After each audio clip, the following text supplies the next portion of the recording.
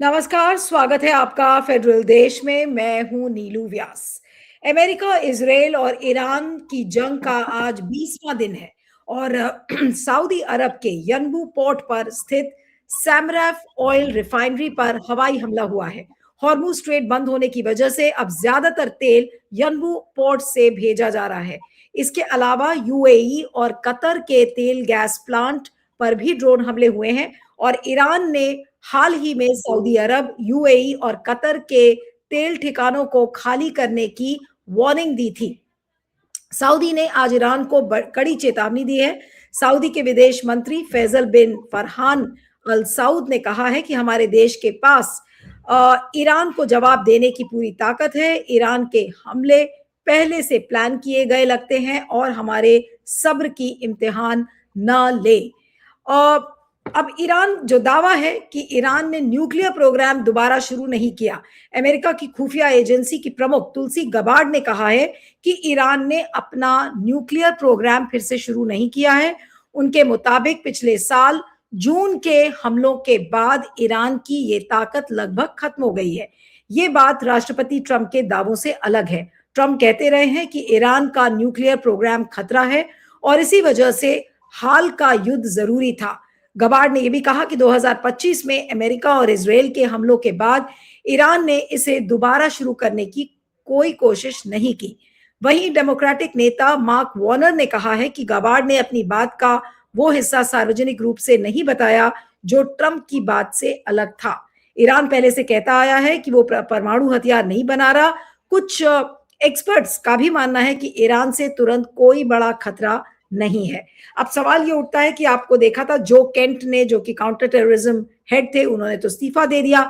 उसके बाद तुलसी गबार्ड का ये बात कहना कि प्रोग्राम, जो न्यूक्लियर प्रोग्राम था, वो पूरी तरह से खत्म हो गया है, वो इस बात की पुष्टि करता है कि कहीं ना कहीं जो अमेरिका के गोल्स और ऑब्जेक्टिव्स थे वो कहीं ना कहीं गलत साबित होते चले जा रहे हैं। लेकिन इस बीच में आज डोनाल्ड ट्रंप का एक और ट्वीट आया है जिसमें कि वो कहते हैं कि हम इजराइल को मना कर देंगे कि इजराइल अब हमला नहीं करेगा। और वो एक साथ उसी ट्वीट में ये भी कहते हैं कि हम इजराइल से अपने आप को अलग करते हैं। उन्होंने कहा कि हमें तो कोई जानकारी नहीं थी जब पार्स गैस फील्ड पर हमला हुआ था। तो अब ये जो पूरा रुख है ये किधर को जाता हुआ दिख रहा है, क्योंकि जो गल्फ है, गल्फ रीजन है, वहां पर तो एक बड़ा संकट खड़ा हो गया है। क्या अब जो ऊर्जा संकट है वो और ज्यादा गहरा होता हुआ नजर आएगा? ट्रंप क्या नरम पड़ते हुए नजर आ रहे हैं? क्या ट्रंप की हालत अब वो हो रही है कि अपने देश में उनको विरोध का सामना करना पड़ रहा है उन्हीं के प्रशासन में? तुलसी गबार्ड ने भी आज कुछ ऐसी बातें कही जो ट्रंप को बहुत अच्छी नहीं लगेंगी। जो केंट ने ऑलरेडी इस्तीफा दे दिया है। बहुत सारे लोग ऑलरेडी अमेरिका में मान रहे हैं कि ये एक बड़ी गलती थी अमेरिका की कि ईरान इतना बड़ा थ्रेट नहीं था। तो फिर इसमें अब इस पूरे युद्ध से अब ट्रंप निकलेंगे कैसे, ये एक बड़ा सवाल है। हमारे साथ प्रोफेसर आफ्ताब कमल पाशा, अंतर्राष्ट्रीय मामलों के एक्सपर्ट और डिप्लोमेट ज्वाइन कर रहे हैं, और साथ में प्रोफेसर पाशा मिडिल ईस्ट के जियो पॉलिटिक्स को उन्होंने बहुत क्लोजली देखा है, राधा मिडिल ईस्ट के एक्सपर्ट है वो। प्रोफेसर पाशा, आपका बहुत बहुत स्वागत है। Thank you so much for joining. और पहला सवाल सर यही है कि अब जो ताजा हमले आ रहे हैं जिसमें कि पूरा जो गल्फ रीजन है वो पूरा तितर बितर होता हुआ नजर आ रहा है, ये कितना बड़ा ऊर्जा का संकट अब आने वाला है? जी, धन्यवाद। आपने बहुत महत्वपूर्ण टॉपिक चुना है आज की चर्चा के लिए। देखिए, ये जो इज़राइल का हमला है, ये इज़राइल का ही नहीं है। वो हर एक हमले को, बड़े हमले को अमेरिका को या इन्फॉर्म करते हैं या उनकी सलाह लेते हैं। कोई भी हमला इंडिपेंडेंटली इज़राइल नहीं करता, क्योंकि उसको पता है कि इसकी जवाबी कार्रवाई जो है सिर्फ इज़राइल को ही नहीं भुगतना पड़ेगा, अमेरिका को भी भुगतना पड़ेगा, जो कि अब हो रहा है। क्योंकि इज़राइल का हमला इतना स्ट्रेटेजिक टारगेट है, पारस गैस फील्ड जो कतार से मिली हुई है, वो गैस फील्ड पूरे नॉर्थ ईरान को गैस सप्लाई करती है जहां तेल नहीं है। तो बिजली से लेके घर की गैस से लेके ट्रांसपोर्ट, हर एक सेक्टर जो है इससे इम्पैक्ट पड़ेगा। और सबसे पहला इम्पैक्ट ऑलरेडी हो चुका है इराक में, जहां 40% के करीब बिजली जो है ईरानियन गैस से बनती है, और वो बिजली घर बंद हो गया है, क्योंकि इमीडिएटली गैस ईरान को बंद करना पड़ा है इस हमले के बाद। देखिए ये आइसोलेटेड इंसिडेंट नहीं है, ये जानबूझ के इज़राइल कर रहा है क्योंकि उनके पास कोई नई टारगेट नहीं है और जो भी उन्होंने 1000 टारगेट दोनों ने हर दिन पिछले 20 दिनों से कर रहे हैं, अब वो मिलिट्री टारगेट्स एयरफील्ड्स और मिसाइल प्रोडक्शन सेंटर्स के नज़र में हिट कर चुके हैं। तो अब बचा क्या है? तो इसलिए जो है, जो ईरान का सिविलियन इंफ्रास्ट्रक्चर है, अगर रेजिम चेंज करने में वो नाकाम रहे, तो ये बेसिक जो है एक डिसैलिनेशन प्लांट तो पहले ही उड़ा दिया उन्होंने गल्फ में ईरान का।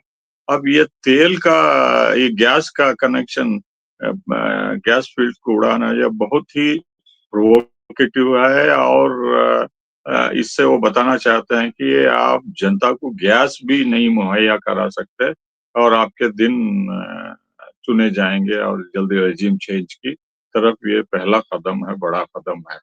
और जहाँ तक आपने ज़िक्र किया सऊदी अरेबिया का, तो ये अब सऊदी अरेबिया ये बड़ी-बड़ी बातें कर रहा है जैसा दूसरे देश करते हैं हवा में।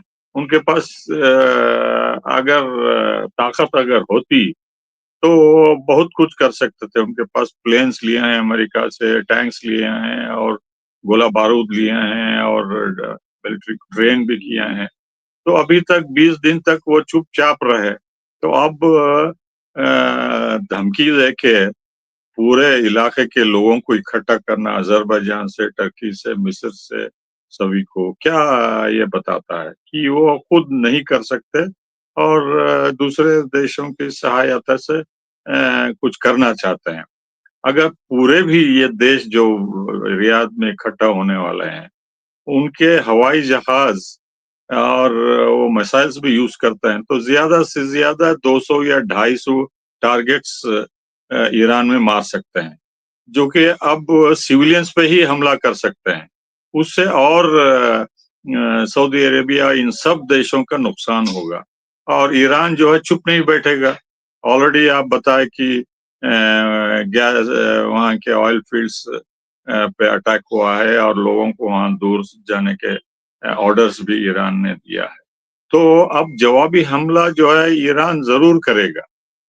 ये नहीं कि वो चुप हाथ जोड़ के बैठेंगे और ये मोनार्कीज़ जो इज़राइल के साथ और अमेरिका के साथ साज़िश करके पिछले 40 सालों से इनके खिलाफ बगावत कर रहे हैं। जब से इस्लामिक रेवोल्यूशन हुआ, सद्दाम हुसैन को सपोर्ट करके 8 साल नरसंहार चलाया। उसके बाद जो सैंक्शंस हो रहे हैं और इसमें सब भी ये खाड़ी के देश इन्वॉल्व हैं और सऊदी अरेबिया इसका लीडर है, जो कि 81 में जीसीसी बनाया, सद्दाम हुसैन को बिलियंस ऑफ डॉलर्स दिया और विकीलीक्स के मुताबिक जो है, उन्होंने अमेरिका के लीडर्स को बताया कि ये साँप का फन जो है उसको उड़ा दो तलवार से, कि ये आगे चल के किसी को ना काटे, ये ज़हरीला साँप। ये यहाँ तक उन्होंने बोला है और बड़ी हुँ। मुश्किल से चाइना मध्यस्थता करके उनको दोनों के बीच में लाया, लेकिन इनके दिल में जो है एमबीएस और ये अरब लीडर्स मोनार्की के, वो इज़राइल और अमेरिका के साथ ही हैं, डरे हुए हैं, सिर्फ ओपनली नहीं करना चाहते अब्राहम अकॉर्ड्स। लेकिन बहरीन और यूएई कर लिए हैं और वो मज़ा चख रहे हैं इसका, दुबई ख़ास तौर पे। तो इनकी ताकत, अगर वो सोच रहे हैं कि पाकिस्तान के साथ डिफेंस कोऑपरेशन एग्रीमेंट हो गया, तो पाकिस्तान को शायद वो बुलाए नहीं है, मुझे पता नहीं। लेकिन अगर वो इस्तेमाल करते हैं, तो पाकिस्तान मेरे ख़्याल से इसमें उलझना नहीं चाहता क्योंकि भारत और इज़राइल जप रहे हैं कि जभी भी ये बाहर इन्वॉल्व होता है, तो अच्छा मौका होगा पाकिस्तान की न्यूक्लियर फैसिलिटीज़ पे भी हमला करें बोल के। तो वो खतरा मोल लेना नहीं चाहता है। तो इस लिहाज से जो है कोई भी देश, आप देख लीजिए ट्रम्प के ये स्ट्रेट ऑफ हॉर्मुज़ ब्लॉकेड को खाली कराने के लिए अब ट्रम्प ने पर्सनली रिक्वेस्ट करके बात की। 7-8 लीडर से, उनके करीबी दोस्त, सभी ने इनकार कर दिया। तो अमेरिका बालक-थलक पड़ गया, उनको पता नहीं क्या करना है। वो ट्रैप में फंस गए हैं और इजराइल उनको धीरे धीरे अंदर खींचता जा रहा है ये क्वागमायर में। जी। एक चीज प्रोफेसर पाशा जो समझ में नहीं आई कि आज का जो डोनाल्ड ट्रंप का जो लेटेस्ट ट्वीट है जिसमें वो कह रहे हैं कि भाई हमें जानकारी नहीं थी कि इसराइल हमला करेगा इस तरीके से, फिर बाद में वो कहते हैं कि मैं इसराइल को मना कर दूंगा। ये थोड़ा सा क्या नरमी बता रहा है कि डोनाल्ड ट्रंप क्या अब नरम पड़ते जा रहे हैं, या नरम का शब्द हम ना इस्तेमाल करें, हम ये कहें कि अब वो उनको समझ में नहीं आ रहा है क्या पूरा ईरान युद्ध अब उनके कंट्रोल से बाहर हो रहा है, क्योंकि ईरान अपनी तरफ से हमला कर रहा है, इसराइल अपनी तरफ से हमला कर रहा है, तो क्या ये पूरा युद्ध अब डोनाल्ड ट्रंप के कंट्रोल से बाहर हो गया है?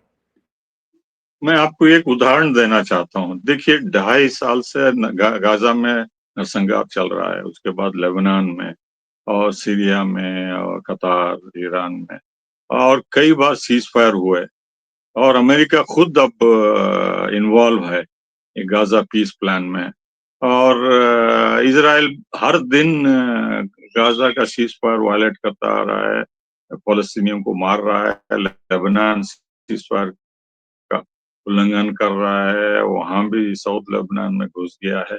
क्या अमेरिका कुछ उफ बोल के बोला है? और हर बार अरब देश उनसे आग्रह करते हैं कि ये सीज फायर आपने मनाया था, आप इजराइल पे प्रेशर डालिए और इसको नरसंहार को और आगे होने से रोकिए। तो ये सब ढकोसला है, ये दिखाने के लिए करते हैं। और जैसे कि मैंने बताया, हर एक चीज जो इजराइल करता है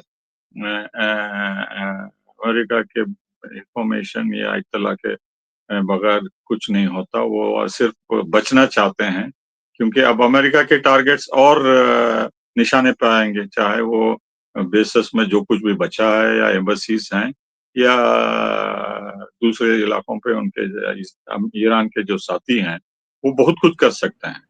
अभी हुतियों ने अखाड़े में कूदा नहीं है।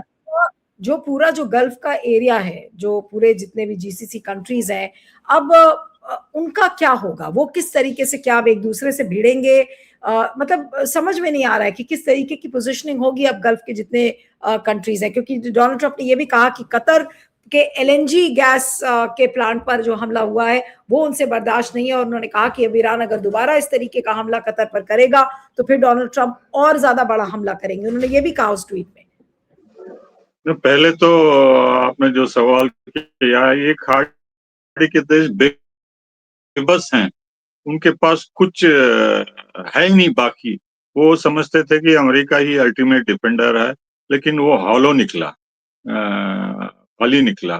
तो अब वो डायरेक्टली इजराइल के साथ भी नहीं कर सकते कि इजराइल खुद परेशान है ईरानियन मिसाइल से और हिजबुल्लाह के अटैक से। तो और कौन आ सकते हैं? क्या चीन आएगा, क्या रूस आएगा, और या पाकिस्तान आएगा, क्या भारत आएगा, या मिस्र आएगा? कोई भी जो है वो अछूत हो गए हैं, आउटकास्ट।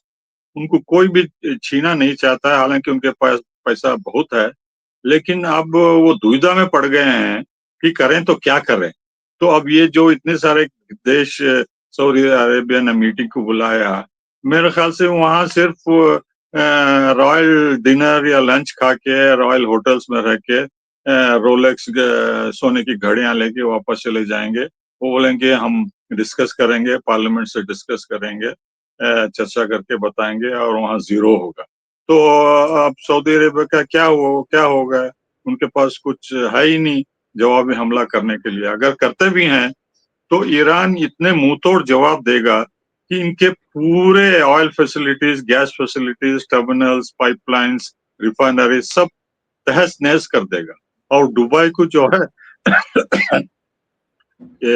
नामो निशान मिट जाएगा। इतना भारी बमबारी कर सकते हैं वो।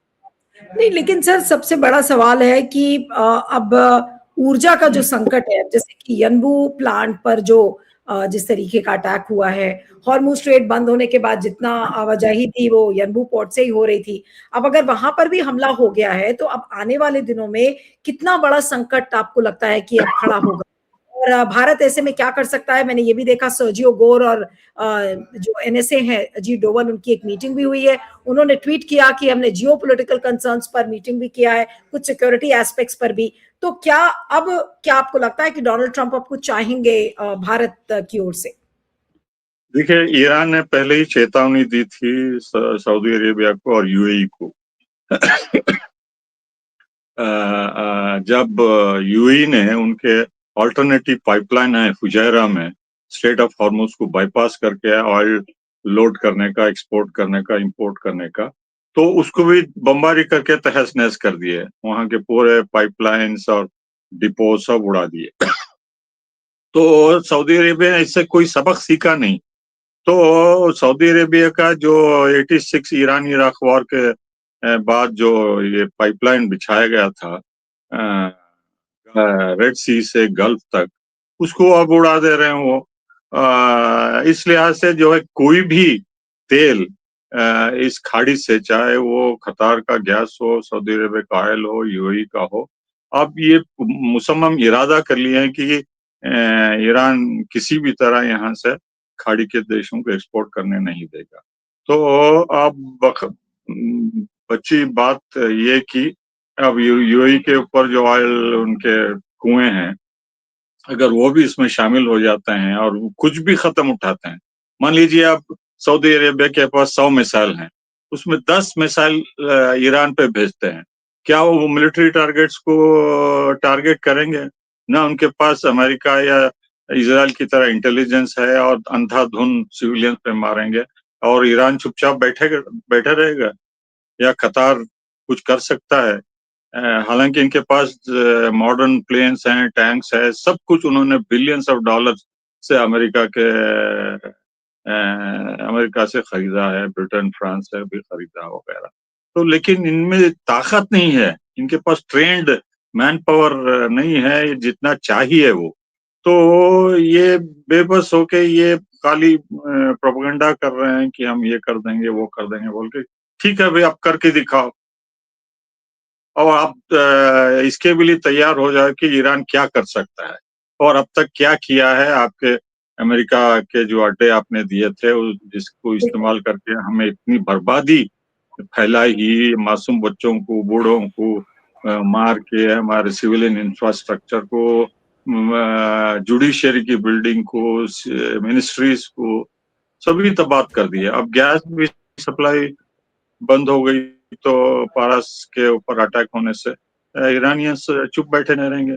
अगर वो ईरान जवाबी हमला, ये खाड़ी के देश कुछ भी करता है, इन सबको मिलके, जिसने जो मीटिंग में वहां शामिल होंगे, कुछ भी कार्रवाई करते हैं मिलिट्री, ईरान तो सहेगा। देखना चाहता है कि क्या क्या कर सकते हैं। लेकिन लेकिन अब जवाबी हमला जो है पहला, नहीं नहीं, एक मिनट, जवाबी हमला ईरान की तरफ से सिर्फ तेल या गैस के कुएं नहीं होंगे, उनके पानी के डिसलिनेशन प्लांट उड़ा देंगे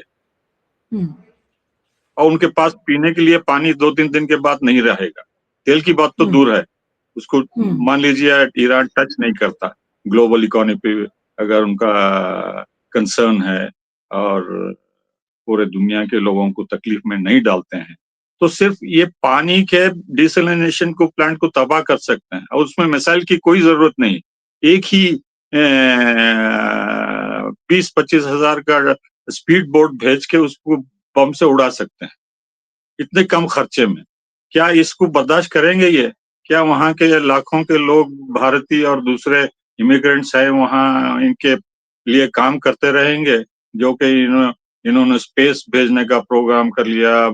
यूएई तो पूरा इकोनॉमिक पावर, लंदन से, न्यूयॉर्क से भी आगे जाने की सोच रहे थे, वगैरह वगैरह। और भारत भी इनके साथ जुड़ा हुआ है और इसराइल के साथ भी जुड़ा हुआ। उन्होंने हमारे लीडर्स को गुमराह करके 3-4 बात की बात है ये, हम निपटा लेंगे फटाफट, वहां रेजिम चेंज हो जाएगी, आपको तेल गैस मिलता रहेगा, आपके वर्कर सेफ रहेंगे, बोल को ये गुमराह करके, खुश करके मेडल, फेक मेडल लेके आ गए।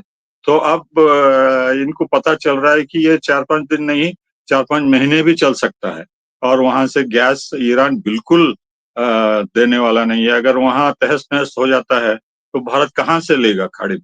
तो शिप्स आना जाना भी बंद हो जाएंगे और ईरान जो है भारत को पनिश करना चाहता है कि हम दोस्ती का हाथ बटाए थे, आपने पीछे से छुरा भोंका।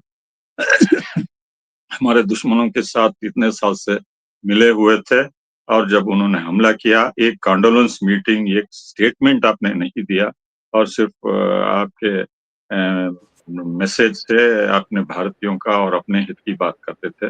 आप पे नहीं, लेकिन भरोसा एक नहीं सवाल किया है सर, जाएगा बोलकर। जो मेरा आखिरी सवाल है आपसे कि अब ट्रम्प क्या चाहेंगे भारत से? अब मान लीजिए आज जो गोर की जो बैठक हुई है एनएसए डोवल के साथ, अब ट्रम्प नरम पड़ते जा रहे हैं। ट्रम्प को पता है कि अब वो एग्जिट तलाश रहे हैं कि कैसे इस पूरे युद्ध से निकला जाए सम्मानजनक तरीके से, ताकि उनकी ह्यूमिलिएशन भी ना हो। लेकिन अब ऐसे में भारत से वो क्या एक्सपेक्ट करेंगे, भारत से क्या चाहेंगे? क्या वो भारत से कोई सपोर्ट चाहेंगे ईरान के लिए या फिर नहीं? ज़ीरो, उनसे कोई उम्मीद नहीं है। उनको उनको पता चल गया कि भारत का लीवरेज ज़ीरो है। वो भीख मांग रहे हैं ईरान से कि एक-एक जहाज करके हमको भीख देके मंगा रहे हैं यहाँ से। भारत का कोई अस्तित्व नहीं है, कोई मतलब स्टैंडिंग ही नहीं है वहाँ। नहीं, कोई नहीं, भी अब पूछ नहीं रहा। मैं कह रही हूँ कि ट्रम्प क्या एक्सपेक्ट करे होंगे अब भारत से इस पूरे ईरान युद्ध में? कुछ नहीं, मेरे ख्याल से क्या एक्सपेक्ट कर सकते हैं? अब वो अमेरिका के एम्बेसडर बोल रहे हैं कि अगर खाड़ी से नहीं लिया तो हमारे से लो आप गैस। दूसरे देश अल्जीरिया है, नाइजीरिया है, वहाँ से लो। क्या वहाँ फ़ौरन इतना बड़े क्या क्वांटिटी में देंगे वो? क्योंकि दूसरे देश भी, यूरोप भी खड़ा हुआ लाइन में। वो जितने पैसे चाहिए हम देने के लिए तैयार है बोल के अल्जीरिया को बोल रहे हैं, नाइजीरिया को, ब्राज़ील को बोल रहे हैं। तो हम अभी क्यू में ही नहीं खड़े हुए हैं। तो अमेरिका क्या एक्सपेक्ट करता है? ठीक है, आप अपना अपनी मुश्किल आप झेलिए, हमें कुछ नहीं कर सकते बोल के अपने हाल पे छोड़ दिया। देखिए, अमेरिका के ऊपर डिपेंड करना यही होता है। जब नौबत आती है हम मुश्किल में पड़ते हैं, तो वो किसी की मदद नहीं करता, किसी की। ना ब्रिटेन, ना फ्रांस, ना ऑस्ट्रेलिया, ना कनाडा, ना कोई देश उनके साथ जो नाटो में है, कोई नहीं करता। और पाकिस्तान ने चक लिया कोल्ड वॉर से, उनको भी डंप कर दिया अफ़गानिस्तान के बाद, सोवियट्स निकले बाद। तो हम भी जो है चापलूसी करके उनके पीछे पड़े हैं कि डर के ये ताकतवर हैं, सुपर पावर हैं, इनसे दोस्ती रखना हमारे हित में है। और उस चक्कर में जो है हम हमारे अपने दोस्तों को दूरी कर ली रशिया से और ब्रिक्स से और दूसरे देशों से, और चीन, ईरान को भी नाराज़ करके ना तेल लिए, ना गैस लिए और ना कंडोलेंस मैसेज भेजे, ना जंग पे एक स्टेटमेंट दिए, ना ब्रिक्स में कुछ किए और पनडुब्बी में जो मरे उन पे भी कंडोलेंस नहीं किया। अभी तक 20 दिन हो गए, अभी तक कंडोलेंस मैसेज अभी भी भेजे तो वो माफ कर देंगे, अभी तक नहीं भेजे। क्या इसका मतलब क्या है? इतना गुरूर, अकड़ है इस गवर्नमेंट में कि ये मानने को तैयार ही नहीं कि ईरान के पास इतनी मिलिट्री कैपेबिलिटी है और इतना हानि पहुंचा सकता था, और अभी भी उम्मीद कर रहे हैं कि इज़राइल और अमेरिका की इस रेजिम चेंज को पलट देंगे और सब बहाल हो जाएगा बोलकर। तो जी, ये हिमाकत, ये जो है कंप्लीटली मिसगाइडेड पॉलिसी, उनका माइंडसेट जो है पूरा दिमाग में भरा हुआ कि अमेरिका, इज़राइल ही जो इनको बचा सकते हैं बोलते। तो इस संदर्भ में ट्रम्प कुछ नहीं करेगा, कुछ नहीं करेगा, ज़ीरो। बिल्कुल। हमको एक्सपेक्ट भी करना जो है बेवकूफ़ी की बात है मेरे ख़्याल से। चलिए मेरा लगातार ख़्याल से एक ही उपाय है और वो शख्स हैं पुतिन, जो कि ट्रम्प की बात सुनना चाहते हैं। नेतन्याहू भी बात उनकी सुनने के लिए तैयार है और ईरान भी सुनने के लिए तैयार है। लेकिन ईरान कुछ शर्तें रखा है कि आप वादा करिए कि ये अमेरिका के बेसेस कंप्लीटली हटाएँगे, आप दोबारा जंग नहीं करेंगे और तीसरा कॉम्पेंसेशन देंगे। क्या अमेरिका और इज़राइल इसको मानने के लिए तैयार हैं? और पुतिन ने कहा कि अगर ये आप मानेंगे तो हम आगे बढ़ेंगे। तो ये बात अटक गई है क्योंकि पुतिन भी बेबस हो गए हैं वो। जी।